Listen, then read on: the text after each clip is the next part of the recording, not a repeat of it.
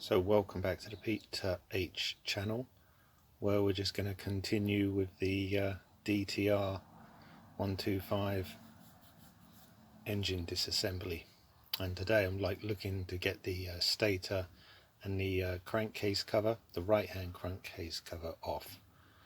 That is also known as the clutch cover. So I've actually taken the stator off this bike before. In a previous video the wires weren't connected properly. Anyway, and I found this Draper impact driver. It's not the only version of impact driver.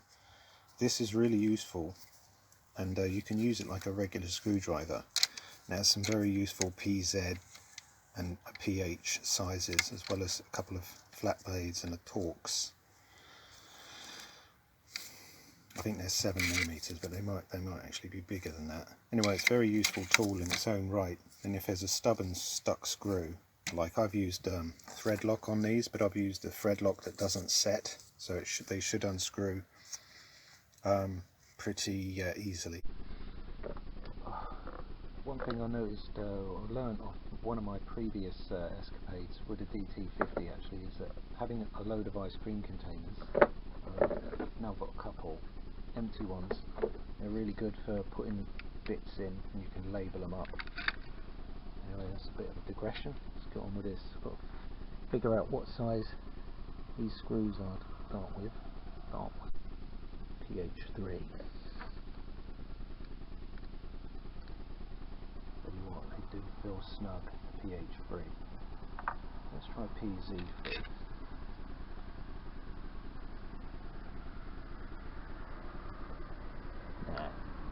Well, I don't know, that one's a bit funny.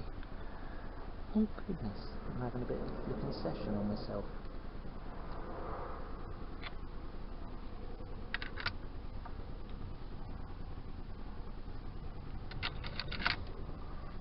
Okay, in my opinion, that the screws in here are Pt3, so I'm going to load up my impact driver and make sure it's turning the right way, which isn't that way. And you do that by pressing. It's hard to press it in, but you press it in and turn it, and that would like do it up. And turn it the other way. It's got left and right, but you have to push them together. Anyway, so that's that. And one of the tips that I've kind of learned is where this screw it's had the wrong head used on it. If you get an old cycle in a tube and you put that over the it has a strange way of being able to fill in the broken parts of the head of the screw.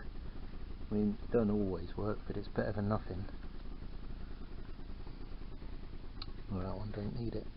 Okay, let's try and get in there with the Pt3. That's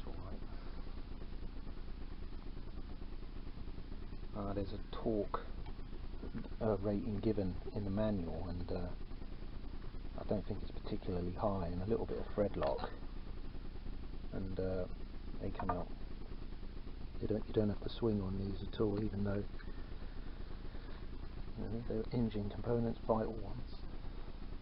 A little bit of thread lock on the right torque, and it should be alright. So like I say, I've had these out recently.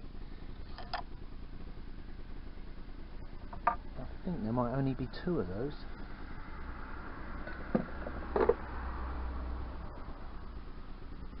Yeah, out comes the stator. And the reason I'm taking the stator out first, or one of the first components, is because I just don't like wires hanging around everywhere. I don't like wires. Now I've got to disconnect the neutral light switch,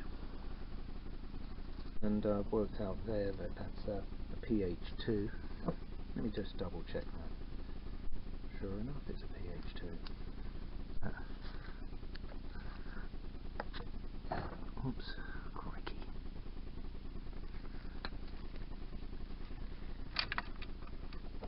Oops, don't like doing that. Sounds like it's eating the screw head.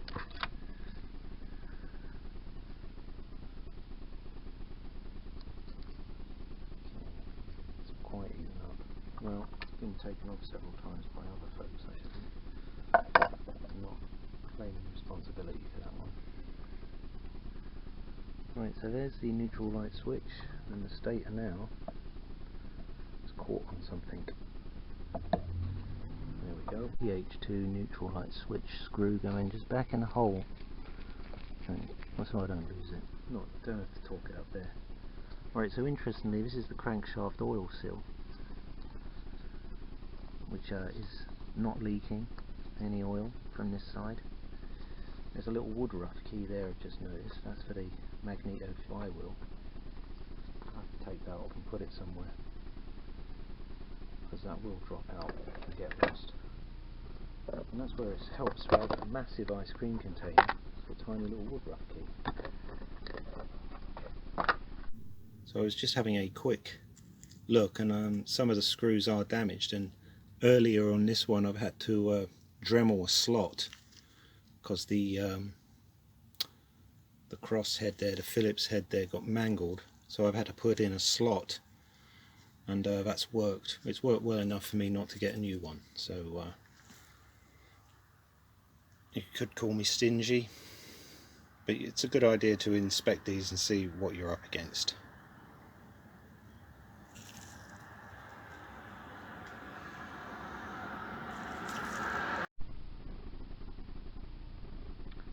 So to me these seem like PH3s, so I'm again using the impact driver, and I don't want to, I just want to, I have to really think about this in English.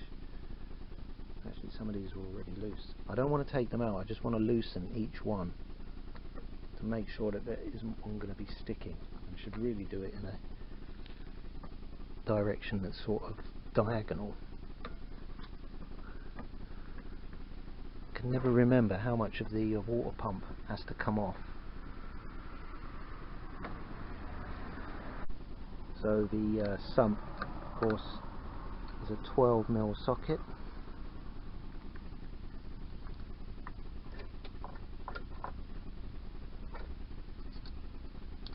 The water pump drain is a 10.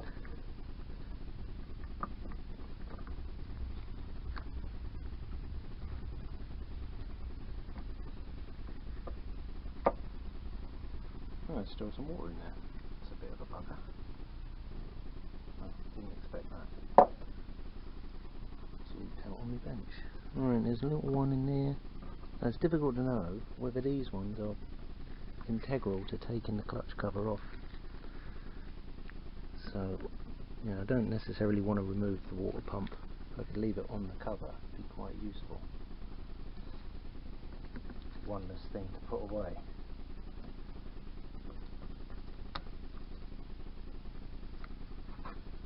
Okay, so they're now all loose. I have to start taking them out. So a useful idea for taking apart not just this engine cover, but any sort of cover, is to make a note. Well, to make a note of what the cover is, or what part you've disassembled, and make a sketch of it. These have got reference points, like this is K for the kickstarter, that's O for the oil filler, that says oil for the pump, and whatever works for you. Water for the water pump, that's the that corresponds to that large round bit, and there's a there's an oil level, and I've just put that as an L. So now I'm going to mark out my, for example, these screws, the position of the clutch cover screws, because they do vary in length, not necessarily on this machine, but if you've never taken one apart before, you don't know which ones are the ones that vary in length. And so what I'm going to do is, where you have a corresponding screw on this diagram, I'll make a hole with my pencil, and when I finally remove that screw, for example, it will go in that hole. Sorry to jerk you around like that. Basically it's a template, and you're going to use it to store the screws for the clutch cover or whatever component you've decided, and it's so that you don't muddle up, because if you try and put a short screw in a long hole and then a long screw in a short hole, you could damage at best the screw, and at worst you might damage your case.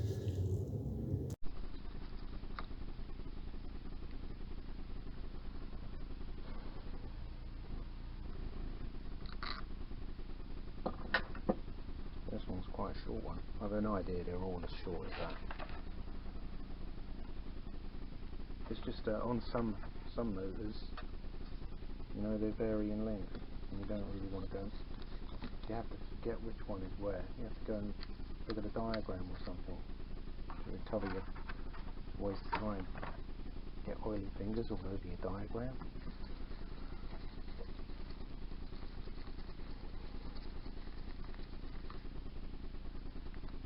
So I loosen these in a diagonal pattern, and so far they've all been the same length.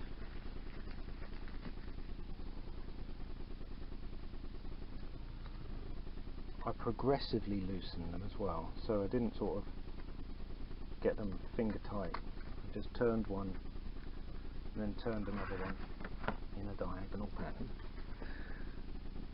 I've got a feeling you have to take these two off the water pump and leave this one on there. That's what I'm going to do.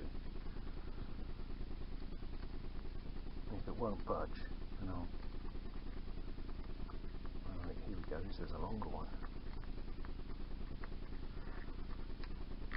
Finally, got a long one.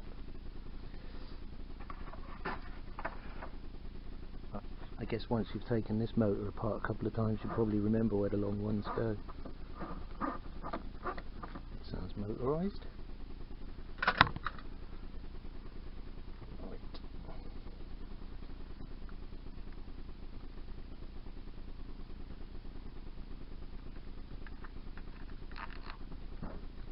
The short one.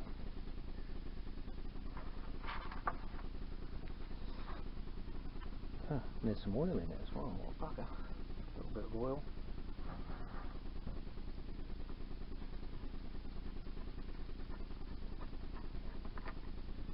That's the drain. The water. You can't see that very well. It's the sump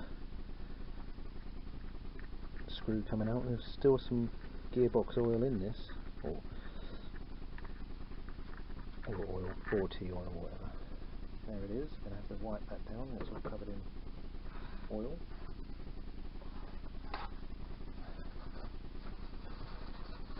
Ugh. Oh dear, it's gushing out there now. Slightly.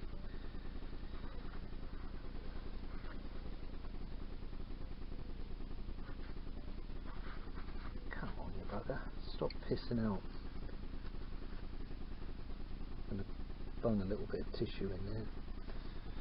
It pisses out later. Right.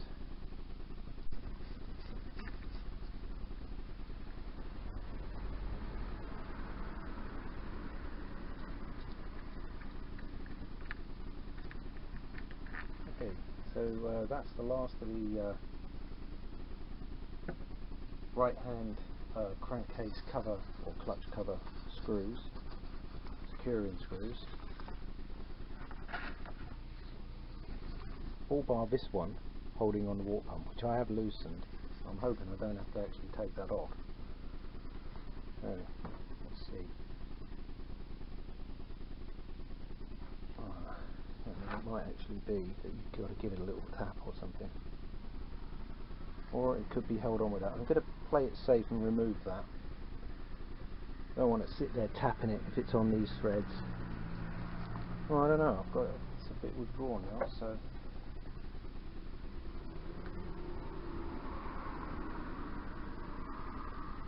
yeah, I've got some movement. I'm not going to have to tap it. So I've got some movement, I'm not going to have to tap it, but one of the things is you've got the kickstart seal, which kind of grips everything. I think I'm going to have to take that kickstart nut off because it won't come through.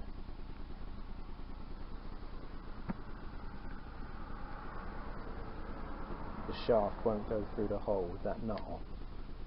Alright, this is where it gets a bit odd because I'm going to take it right to the edge of the bench. Try and keep the thing square to itself and it'll probably come off easier. There we go.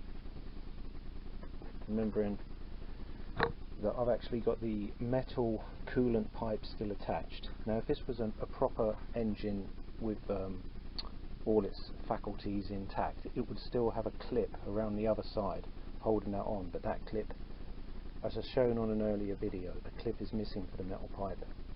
But if this was an engine that was 100%, you'd have to undo that, otherwise you wouldn't get it off.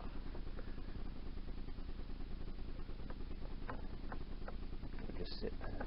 That's why I don't like removing that metal pipe. If it doesn't, you know, if it works and you don't have to remove it, it's best if you don't, because otherwise it's just another thing to worry about. He says it's causing a bit of a problem here. That was the I'll try and take this out and show you. Oops. Yeah, the metal coolant pipe is just snagging, and that clip there should have been screwed onto the engine the other side, but the clip's missing, so it wasn't. But the rubber pipe was still managing to grip on everything. Right. Yeah, so that water pump, I want to leave it on the clutch cover. So I'm just going to tighten that up, so it doesn't stress the gasket out any more than it has to. Yeah, and that nut didn't have anything to do, that screw didn't have anything to do with it. So for future reference, you can leave that screw in there fully tightened, and then your water pump gasket won't get stressed out when you take this off. And the only gasket that is stressed is this one.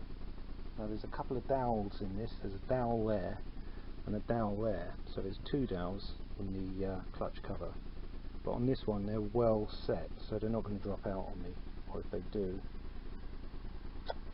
I wouldn't expect it to. Right, so I've got to go put this in a safe place. I've got a shoe box for that.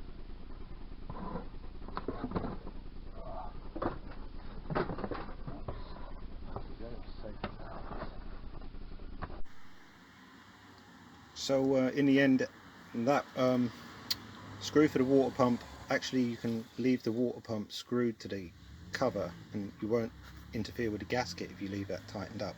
But this one and this one all have to come out, and that's the drain. This is the sump, which is another form of drain, but it drains the oil. And these are the other screws. There's only one really long one, but if I leave them in that template, then I ain't making no more mistakes, am I? So that's what I'm going to do. I'll put the template in a safe place. And it's labelled so I know what it is. A bit at that. I'm going to put that kickstart retaining nut on. Kickstart lever retaining nut. So there's like some evidence of some rusting.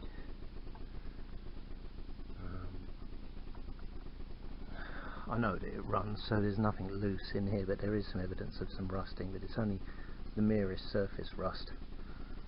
It's not like seized.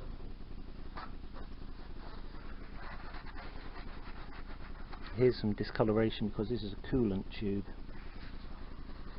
So that's what water flows through into the water pump. You've got to keep all these surfaces real nice and clean. Right, I know for a fact that the tachometer gear comes out quite easily, and there's a little washer in front here. It's easy to lose. There it is. That's your tachometer thrust washer, which I'm going to take away straight away, because I know that it drops out. In fact, I'm going to take that gear out. No, I'm not. No, I'm not going to do anything like that. But I will put that with the woodruff key, and this is where making a video is just useful for me looking back over it and saying, where on earth did I put the tachometer thrust washer? I put it in the ice cream container with a woodruff. Put it in the ice cream container with a woodruff key. So I'd like to take this opportunity to thank you very much indeed for watching. If you've subscribed, thanks ever so much, and if you hit a like in a previous video or this video, that was really kind of nice. So thanks, and I'll see you in another video hopefully. So take care.